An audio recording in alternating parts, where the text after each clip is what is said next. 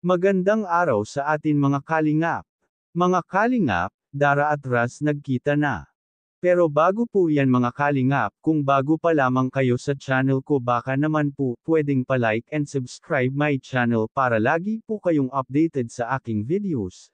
At kung pwede sana patapusin muna natin ang video na ito para alam natin ang nilalaman nito at huwag din po natin kalimutan mga kalingap na pakisuportahan ang ama ng kalingap na si Val Santos Matubang at Kalingap Rab Matubang pati na rin ang viewers na laging sumusuporta sa aking channel at reactioners maraming salamat po. Mga kalingap Dara at ang bagong K-Boys na si Raz nagkita na sa wakas. Grabe kinilig si Raz nang nakita na si Dara sa personal. Hindi daw ito makapaniwala na kaharap na niya ang kanyang hinahangaan na si Dara. Nahihiya ito Raz kay habang kinakausap niya si Dara para ito ay magpakilala halatang kilig na kilig ito. Relax na relax lang naman ito Dara habang sinasagot niya ang mga tanong sa kanya ni Raz. Naikwento din ito ni Raz kay Dara na sobra itong napahanga sa kwento ng buhay Dara.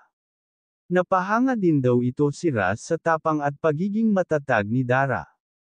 Kaya naikwento ito ni Dara kay Raz na malaki ang nabago sa buhay nilang dalawang magkapatid simula nang nakilala niya sila Kuya Rab at maging sa tulong ng mga sponsor. Natutuwa naman ito si Dara dahil hindi niya akalain na magkikita sila ng isa niyang tagahanga. Hinihingi din niya ito ang number ni Dara ngunit sinabihan ito ni Dara na bihira ito gumagamit ng sapi. Tinatawag niya din ito ni Dara si Raz ng kuya ngunit ayaw ito ni Raz na tawagin siya ng kuya at hindi naman daw nagkakalayo ang kanilang edad. Kaya nagpapasalamat ito Raz kay Kuya Rab dahil natupad na ang kanyang hiling na mamit sa personal si Dara. Nagpaalam din ito si Raz kay Dara na baka pwede lumapit sa tabi niya para magpicture silang dalawa.